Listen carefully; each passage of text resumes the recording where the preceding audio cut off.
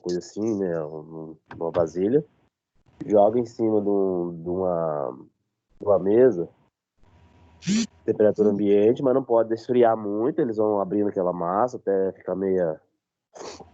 Isso mesmo. Aí, para depois jogar em outra máquina, onde ela vai puxando.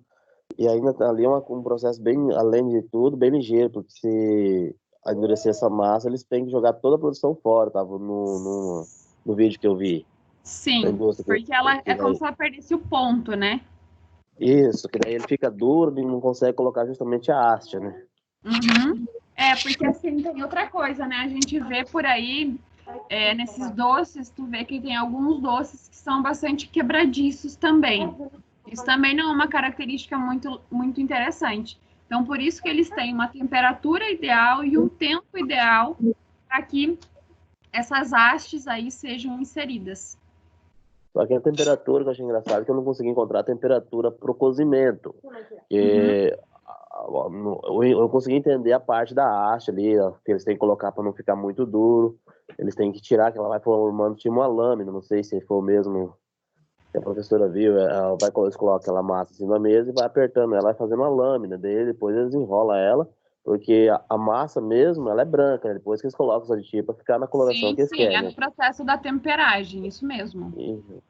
Então, eu só não consegui entender o grau de cozimento, porque assim, se você for fazer um pirulito e não cozinhar ele bem, vai ficar aquele açúcar, vai ficar tipo, se for só a reação de Maillard, por exemplo, ele vai ficar uma bala meio açucarada, assim, a gente consegue sentir o açúcar na...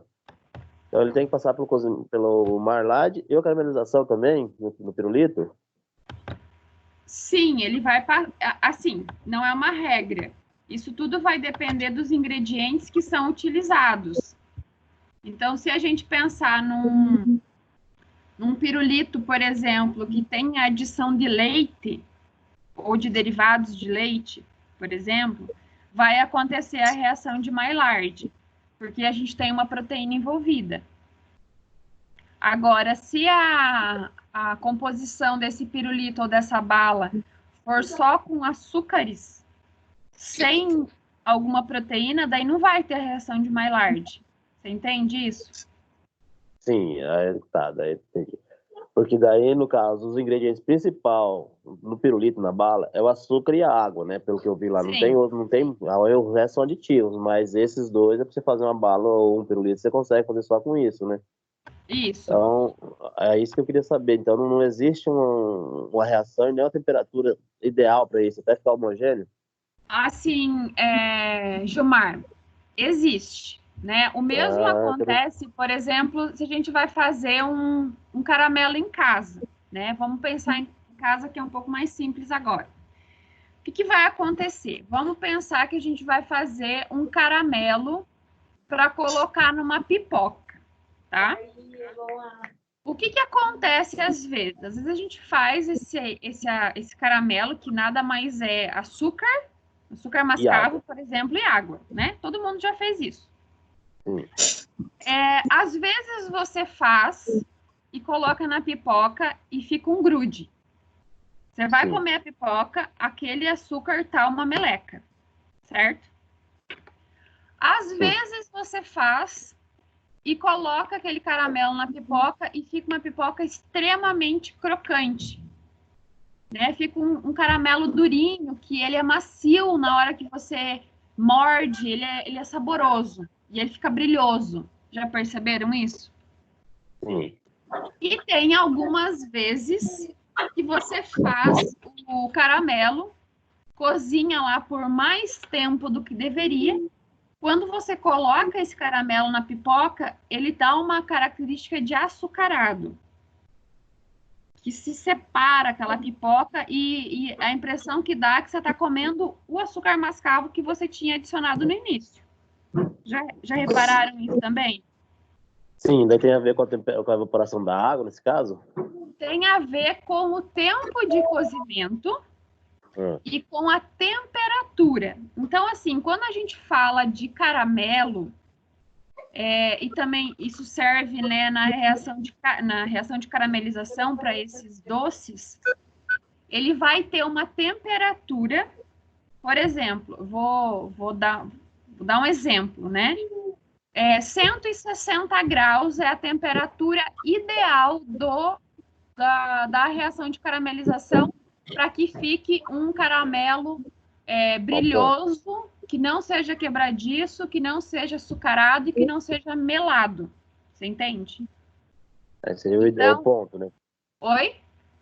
Seria a caramelização ao ponto. Exatamente. Então, assim, tem uma temperatura, mas o que acontece também, pessoal? Essa adição de aditivos no momento da temperagem pode influenciar nessa temperatura e nesse tempo. Então, né, a gente considera aí, de repente, um aroma de morango, um corante verde, um corante branco, que pode ser que ele altere o tempo de cozimento e a temperatura que deve chegar a esse caramelo. Por isso que eu não consigo te dizer, Gilmar, uma temperatura exata. Entende o que eu quero dizer? Tá. Entendi. Agora deve ser mais ou menos quando a gente cozinha em casa. É meio que na experiência mesmo. Meu professor... Oi, pode falar. Eu assisti um vídeo meio caseiro, assim. Ele faz um teste com a água. Ele pega um pouquinho, cada pouco tempo ele pega um pouquinho e coloca dentro da água. A hora que ele consegue pegar com o dedo, aquela parte está no ponto. Exato, tem várias técnicas. Quem cozinha aqui com certeza tem um segredinho na hora de fazer um caramelo, né? Tem gente que coloca numa xícara com água e vê lá como que ele forma lá no fundo da xícara.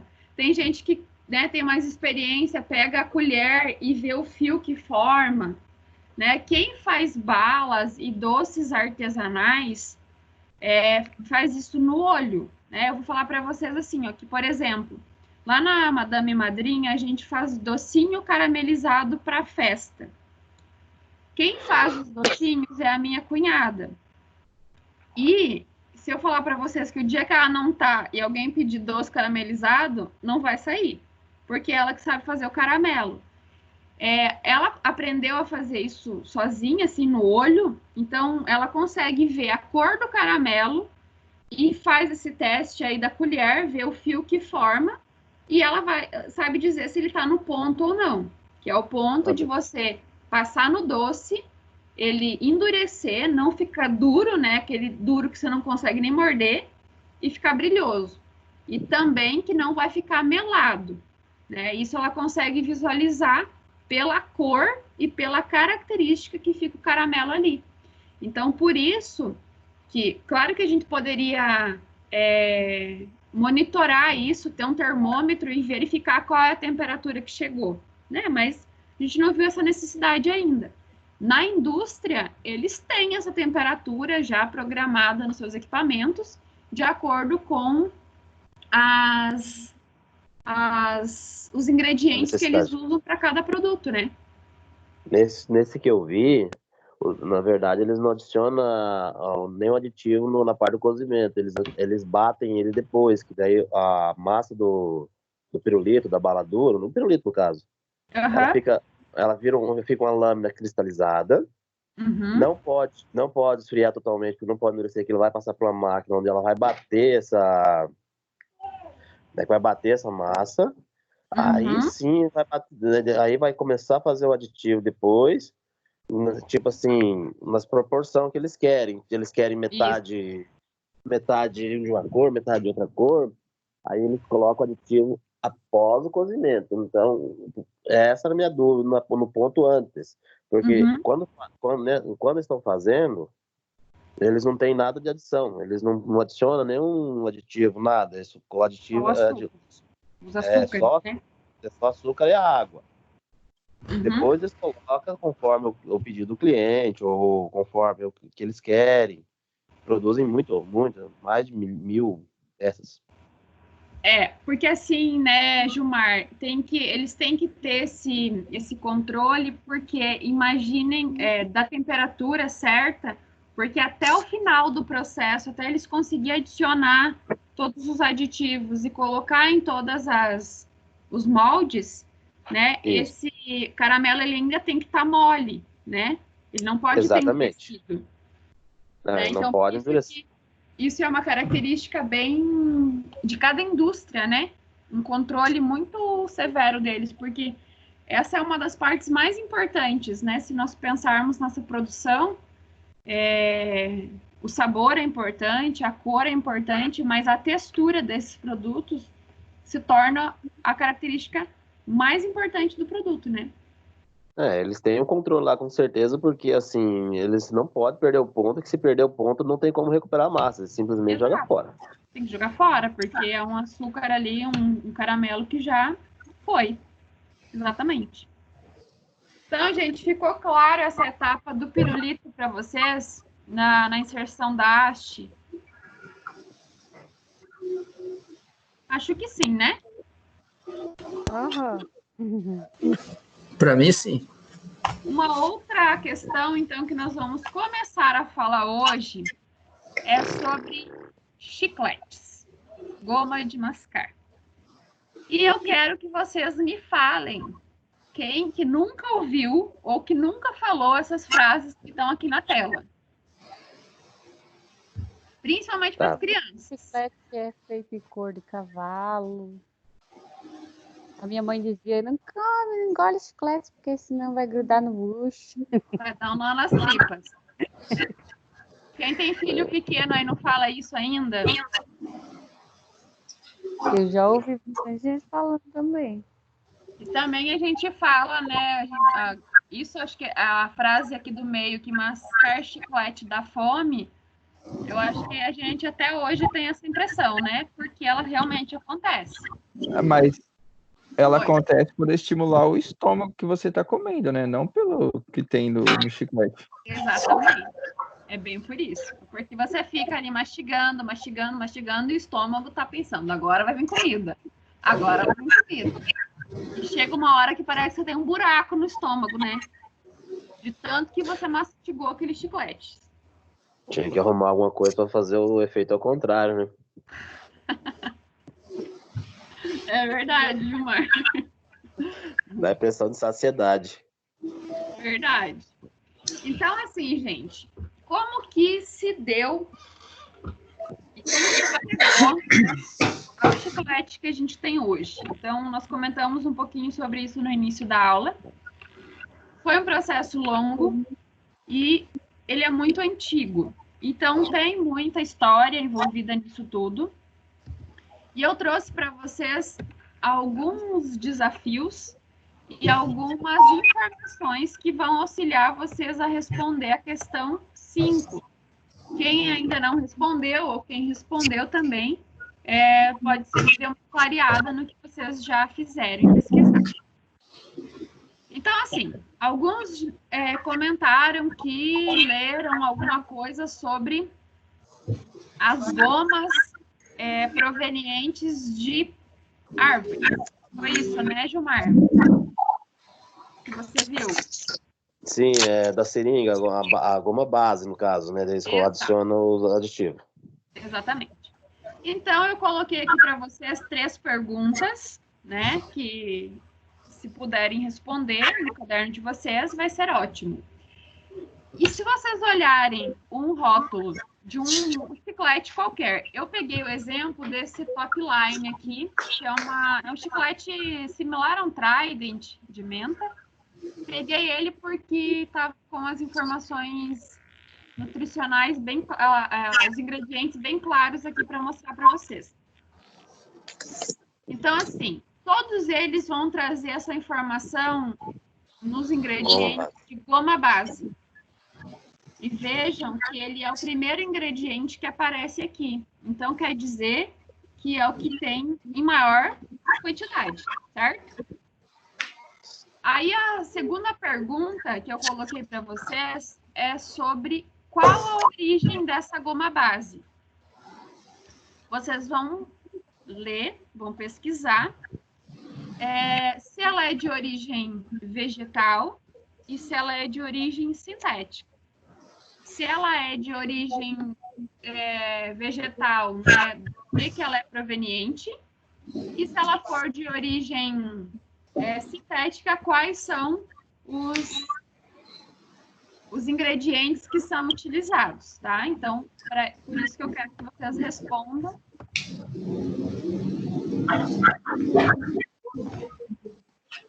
Eu só vou ativar um pouquinho, porque tem muito barulho. Então, vejam só. Além da goma base, uma outra coisa que eu queria comentar com vocês é sobre a quantidade de ingredientes que vai no chiclete. E uma coisa que chama atenção é que aqui, ó, esse exemplo, ele é um chiclete 0 açúcares. Mas eu quero que vocês vejam a quantidade de edulcorantes que são utilizados. Isso não é só para essa marca, tá, gente? Isso é para praticamente todas. Então, assim, 0 açúcares, mas contém sorbitol, maltitol, manitol, xilitol, aspartame, acesulfame, sucralose. Então, às vezes a gente tem essa falsa impressão aqui de que ele é 0 açúcar, que a embalagem está trazendo isso para nós. Ele tem edulcorantes, são os substitutos do açúcar. Mas isso não quer dizer que não faz mal para a saúde. Então, se nós pensarmos assim, vou consumir esse chiclete que é 0 açúcar, tomem cuidado, tá? E olhem os ingredientes. Principalmente quem tem aí o hábito de mastigar muitos chicletes aí diariamente. Então, além dos edulcorantes, tem os umectantes, né? Glicerina, os aromatizantes, corantes, que mais? Contém glúten. Aqui ele também traz informações para os alérgicos que tem soja e trigo, tá? Então, quem é intolerante ao glúten não pode consumir esse tipo de chiclete. E assim por diante, tá? Então, vocês vão pesquisar o que é a goma base, qual a origem e qual é o tipo mais utilizado na indústria hoje em dia. Certo, gente? Isso. Além disso, eu coloquei aqui alguns exemplos, tá? Acho que vocês todos aí vão lembrar dessas marcas, né? A quantidade de chicletes que tem é bem variado. Nós vamos confessar que a gente antigamente comia um chiclete bagaceiro, né? Ficava 2 segundos doce. Depois virava um couro de cavalo, né? Que a gente ficava mastigando sem gosto. Não é verdade? Deve ser por isso que eu não gosto de chiclete. Nunca gostei por causa disso aí mesmo, mas chupa um pouquinho só. Vocês nunca colocaram um chiclete no açúcar e voltaram a mastigar? Eu não. Não? Não, Quem nem tá me sabia ouvindo dessa. aí já fez isso quando era criança? A minha irmã fazia e guardava o chiclete para comer depois. A minha mãe ficava louca com ela. Quem nunca? Eu já coloquei chicletes dentro do açucareiro. A minha Quem irmã nunca? também. A minha mãe ficava Que louca nojo. com ela. Sangue de Quem mais Jesus. já fez isso? Quem nunca guardou na geladeira? Olha aí, viu só? E atira a primeira pedra. É Mascado? verdade. Todo mundo já fez isso. Ah, Ou no teve can- um irmão que fez, um filho que fez. No cantinho, Oi? escondido atrás da garrafa d'água. Isso eu nunca fiz, Herbert. Herbert, você tem experiência, Herbert. Ô, louco, deixava. Eu guardava o chiclete bem no lugar que guarda os ovos. Super higiênico, né? Se a avó pegasse, eu tava perdido. Ai, meu Deus. Bom, então, gente, eu deixei um texto aqui para vocês, tá? Nós não vamos ler ele agora. Eu vou disponibilizar esse material. Vai auxiliar para responder essa pergunta que eu fiz anteriormente em relação à goma. E ele conta uma história, né, sobre de onde surgiu e por que era usado o chiclete, tá?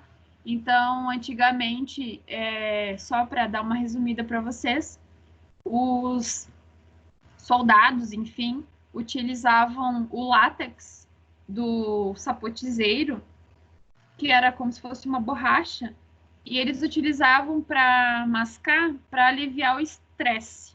Então, tudo começou daí. Então, é uma história bem legalzinha sobre o chiclete. Deixei aqui para vocês. Inclusive, ele justifica o porquê que os pais falavam em relação a se você engolir esse chiclete vai dar um nó nas tripas. Porque realmente tem uma indicação, aqui até no texto fala, que crianças que engolem a goma correm o risco de ter as vias aéreas bloqueadas ou de interromper o fluxo intestinal. Então, isso não era uma mentira dos pais, né? É todo um contexto histórico, né? E deixo aqui para vocês lerem, é bem legal esse texto, eu retirei da revista Mundo Estranho. Além disso, essa mesma reportagem traz um passo a passo descritivo aqui de como o chiclete é produzido. Então, ele ainda dá toda uma explicação sobre aquela casquinha, tem alguns chicletes que tem, aquela casquinha crocante. Ele fala sobre os recheios, né? Como é o caso do Babalu, por exemplo, que tem um recheio líquido dentro. Então, vocês podem estar dando uma lida. É muito legal. Se for nesse Mundo Estranho mesmo, bom, não sei qual foi o site que eu vi. Tem um videozinho de 6 ou 7 minutos, ele fica falando. Só que eu não tinha acreditado muito nessa parte da base. Mas é verdade. Hoje em dia, se vocês lerem ali, vocês vão ver. Hoje em dia, não é mais utilizado essa goma, essa borracha, né, natural, de origem... Já estou dando a resposta aqui para vocês. Essa goma base, ela já não é mais de origem vegetal. Isso se tornou muito caro para a indústria, né? Imaginem cultivar, né, todas essas árvores, coletar essa goma. Então, hoje ela já é produzida por meios sintéticos e que são produtos derivados do petróleo. Né? Essa a matéria-prima mais utilizada na indústria. Tá? Pois então, esse videozinho aí que tá falando, ele fala tudo disso, por isso que eu achei estranho. O derivado do petróleo fica um gosto ruim, né? Mas tudo bem. Mas aí, gente, por isso que eu trouxe para vocês esse link aqui, eu vou postar ele lá no material também, para vocês assistirem. Que é como é feita a goma de mascar. É um vídeo bem curto, acho que tem uns 5 minutos, 6.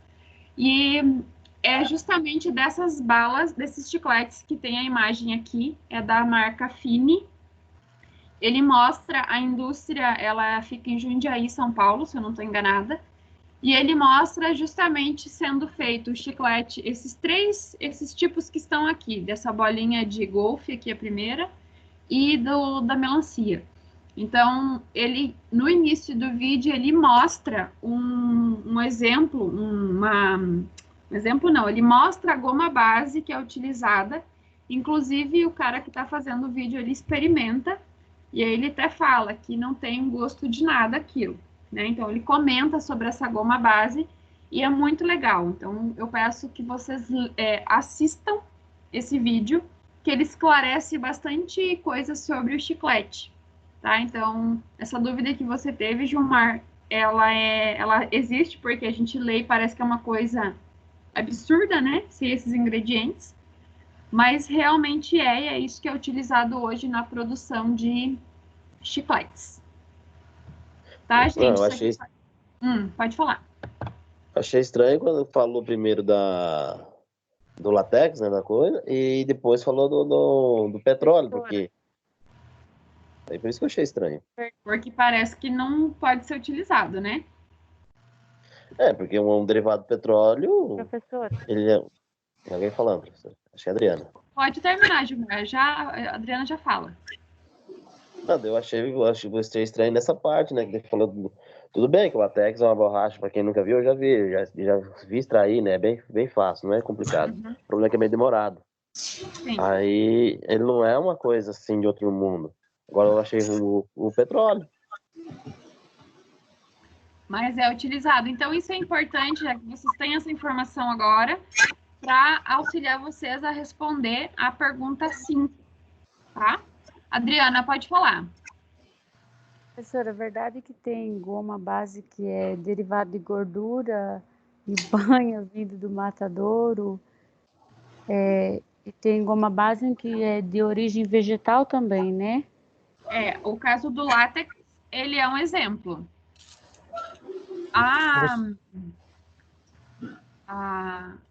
Ai, me fugiu a palavra. Em relação à origem animal, Adriana, eu não sei se é chamado de goma base, eu acho que não. O que ocorre é, por exemplo, o colágeno. O colágeno ele tem uma característica muito similar à gelatina quando a gente adiciona água. Todo mundo já visualizou colágeno, né, gente? Professora, você pode ajudar a Cristiane no grupo, que ela não está conseguindo voltar mais. Eu, professora, acho que é do colágeno do couro de boi, se não me engano. Isso, exatamente. Entre as articulações do animal e entre a pele, né, dele, também é extraído colágeno. Então, pode ser que o que você esteja falando, Adriana, é sobre isso. A Cris falou que está sem internet. Caiu lá, agora não consegue voltar. Mas depois ela tem acesso ao vídeo. Então, Adriana, eu acho que é isso. Pode falar.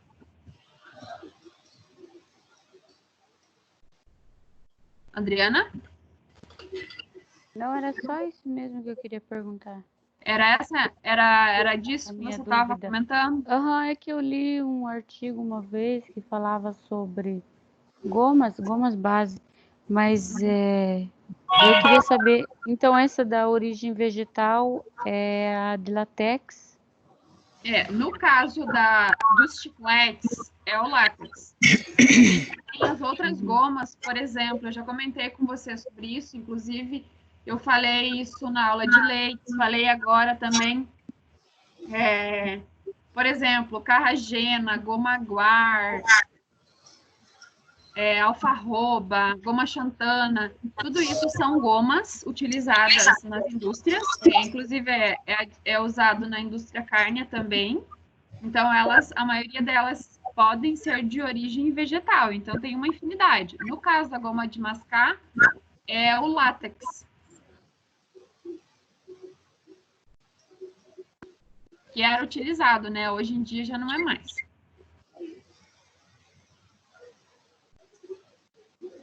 Pessoal, conseguiram entender? Clareou um pouco?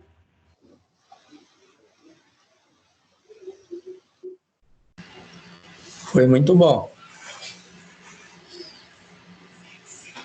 Tem mais?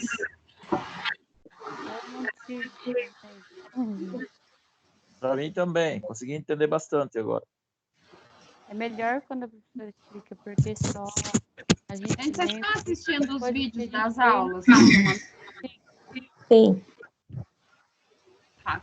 Eu vou mandar também hoje ainda, vou só, assim que terminar a reunião, eu vou baixar esse vídeo e salvar ele no YouTube. Vou mandar esse link para vocês, tá? Eu, de novo, hoje comecei a gravar depois que a aula já tinha começado, porque eu não lembrei no início. E também vou mandar esse material que eu projetei aqui para vocês, vou salvar eles e vou encaminhar também, esse resumo, tá? Para vocês lerem, principalmente o material sobre chicletes. E amanhã, professora, a previsão, a aula é para que horário? Amanhã nós não temos aula, comigo não. Daniel. Camila. Camila. Ah, tá. Batemos o recorde dos As 3 nossas participantes. aulas segunda e quarta, né? A gente só está tendo aula hoje porque na segunda-feira nós não conseguimos por causa do temporal. Tranquilo, professor. Tá bom? Pessoal, qualquer dúvida, me escrevam. E, mais uma vez, tá? Não se preocupem com a quantidade de conteúdo. Quer dizer, vou reformular minha frase. Se preocupem com isso, sim. Leiam um dia, mas não se preocupem com a avaliação nesse momento. Ah, professor, assim, a gente entende lá da professora também, do Senai, porque pegou todo mundo despercebido nessa situação aí. Mas para nós é um pouco difícil, né? O entendimento nosso não é o mesmo que numa aula presencial, né? Então... Não, mas, Diego, a gente tem total noção disso, tá? Não se preocupem em vocês. Talvez vocês estão imaginando que quando a gente chegar de volta aí, vamos aplicar uma prova. E essa também era a minha preocupação. Aprendeu azar. Não é isso. Esse que é nosso medo, até nós estávamos discutindo no trabalho algumas pessoas hoje, se a gente vai, vamos dizer assim, chegasse, tá liberado as aulas, a gente volta para a aula, agora vamos fazer a prova do que a gente aprendeu. Não. Daí, calma. As coisas estão realmente eu não sei nada. Tipo... Não. Parem de sofrer com antecedência. Eu sempre falo isso para vocês. Não tem por que vocês ficar aloqueando com isso. Só para perguntar, né? Fora do nosso controle, né? Mas em relação a isso, o que a gente está planejando? Quando nós voltarmos, obviamente, né? A gente vai dar uma retomada básica por esses conteúdos. Por isso que é importante que vocês façam as atividades que são propostas, leiam o material, assistam os vídeos, que vocês estejam a par do que está acontecendo, para que quando a gente volte, vocês não estejam perdidos também. Não sabem nem do que a gente está falando, tá? Mas em relação à cobrança, tanto na hora da prova quanto atividades, vai ser feito de uma forma gradativa, conversada, explicada, e não vai ser tudo de uma vez, tá? Não se preocupem com isso. A preocupação agora é tirar o tempo, assistir às aulas, fazer as atividades, e aí a cada semana também é uma novidade, aí a gente vai se adaptando conforme for a nossa necessidade. Tá bom? Beleza, professor. Acalmem esses corações angustiados. Uma perguntinha na aula de leite, professora. É sobre o Alizarol. Os laticínios também usam eles na indústria? Também. É um teste bem simples, mas se utiliza. Assim, eu falo que utiliza porque no laticínios que eu fiz estágio, a gente sempre utilizou. Não, é que o Alizarol, por exemplo, eu tirei bastante leite já. A gente usava, por exemplo, o tanque de leite, o resfriador é de 1.000 litros, 1.000 e poucos litros, aí o caminhão passa a cada 2, 3 dias. Então, todo dia que a gente ia jogar o leite dentro do tanque, a gente tinha que fazer o teste, porque se eu usar 50 litros de leite, você estragar lá 1.000 litros de leite. Já é feito antes. Produtores com uma produção, né, maior fazem na própria granja, porque é um reagente que pode ser um teste muito simples de ser feito, né? Então pode ser feito. É o álcool que faz a reação? Mas ele é utilizado, sim, nos laticínios.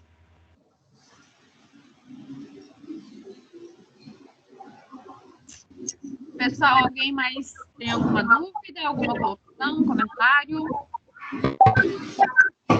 Professora? Oi. As aulas da professora Camila, que vai escrever menos, não vai acabar já semana que vem? Acredito que as aulas da professora Camila já estão indo para o final. Não sei se semana que vem já, Lourdes. Será? Nós temos 3 aulas com ela só ainda. Nós estávamos olhando o calendário hoje até, tá também disso aí. Depois das aulas da professora Camila, vocês têm uma outra disciplina que é comigo. Mas ainda, como eu falei, né, vamos aguardar os próximos capítulos, porque não sei... Eu não quis interferir o Eduardo hoje, mas como é que fica a prova com ela? Eu não quis interferir a hora que o Eduardo estava falando. Então, assim, Lourdes, o Eduardo comentou antes, tá? Eu vou colocar de novo para vocês. Eu sei que teve mais gente que chegou depois, então eu vou aproveitar a dúvida e já vou explicar para todo mundo. Então, as coisas nesse momento, elas estão bastante incertas, né? As nossas aulas, elas são presenciais. Então, por enquanto, a gente vai aguardar ainda até a semana que vem, vamos ver o que vai acontecer, talvez a gente já tenha alguma resposta, em como vai funcionar a questão das avaliações.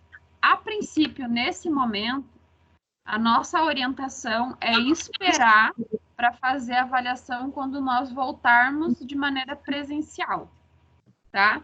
Isso serve também para trabalhos. Então, por enquanto, vocês não vão ter atividade nem prova avaliativa, né? A ideia é fazer isso quando vocês voltam. Se por acaso essa história, né, de isolamento e de suspensão, esses decretos aí perdurarem por mais tempo, aí nós vamos ter que ver como que isso vai ser feito, né? As coisas ainda estão muito incertas. Tá? Então, a gente também ainda não tem como responder isso para vocês. Considerando que a aula de vocês, né, ela é no formato presencial, ela está sendo EAD agora, né, entre aspas, por causa desse momento. Pode falar, Oi, pode falar, Lourdes. Só perguntando porque as aulas da Camila vão acabar, né? Eu escutei o Eduardo falar. Aham. Então, mas aí a gente cai no mesmo problema, assim, porque vamos ter que aguardar um pouco.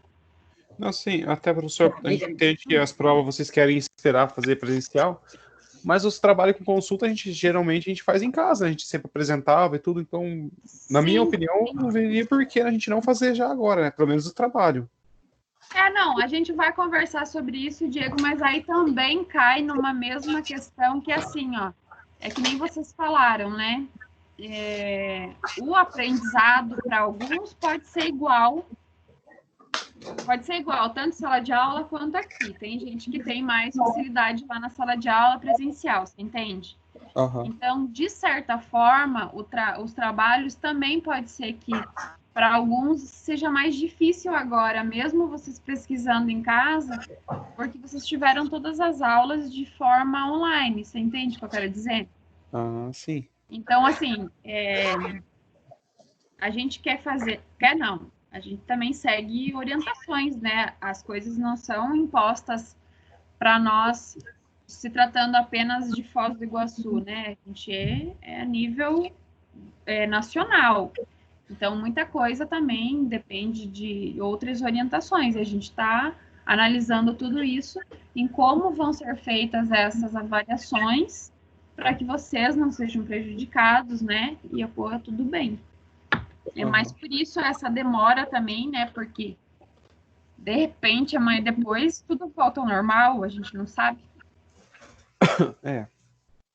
É um momento muito difícil, né? De ter qualquer tipo de decisão, enfim, tá para todo mundo assim. Professor, eu mesmo, na semana passada, eu estava quase querendo desistir, porque eu estava bastante atrasado, que eu fiquei 2 semanas sem poder fazer. Então, vamos devagar aí, porque senão, muita gente, eu percebo que nem está hoje assistindo aula. Então, vamos devagar também. Tem uns que têm facilidade, parabéns, mas tem outros que não têm. A gente mesmo precisa dar ajuda na sala de aula. Então, Félix, é bem por isso, assim, que a gente tem que analisar cada um aí, como o Félix está falando, gente. Oi? Também. O que, Ricardo? Não, é o que o Félix está falando ali. Inclusive, eu e ele estava falando sobre isso, porque eu também não estava conseguindo acessar. Tem gente que nem entrou, que nem o próprio Félix disse, e vai ter essa dificuldade entre uma pessoa e outra, né? Daí, simplesmente vai entrar, como eles estão questionando aí a questão de trabalho de fazer em casa, sendo que a pessoa às vezes nem assessora. Então, a gente entende isso, né? Então, por isso que também a gente está tendo um pouco de cautela nisso, pensando justamente nessas situações, né? Porque, né, eu já tive relatos de alguns colegas que vieram justificar. Então, assim, às vezes, o que acontece? Às vezes a internet não funciona, às vezes você não tem acesso a um computador, às vezes não tem, o celular não tá bom, enfim, tem N situações, a gente entende, esse trabalho em home office, né, que a gente fala, esse estudo em casa também, ele depende de vários fatores, né, claro que todo mundo tem que fazer um pouquinho a sua parte, mas é compreensível, sim, todas essas situações. Então, por isso que a gente está avaliando aí, vendo, né, para que ninguém saia prejudicado nessa. Tem razão. Coitadinha da minha filha, tá dentro do banheiro.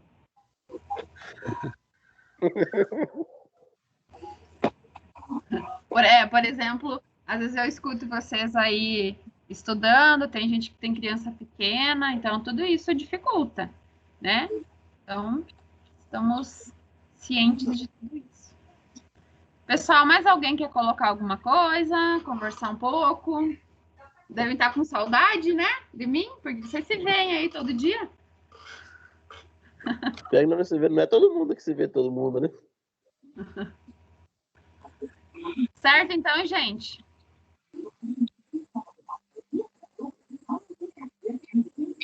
Estamos conversados por hoje? Professora. Oi. Essas atividades que você passou agora, você vai mandar lá no WhatsApp? Vou mandar. Beleza, então. Vou mandar sim. Vou mandar no WhatsApp, no e-mail, no Google, Classroom. Vou mandar em todos os lugares. O vídeo também. Só o tempo de eu conseguir salvar ele, publicar ele no YouTube, daí eu já mando para vocês também, tá? Beleza. Boa noite, perfeito. Boa noite, gente. Boa noite. Até a semana que vem. Bom Boa noite. descanso. Bom final de semana. Obrigado. Obrigada.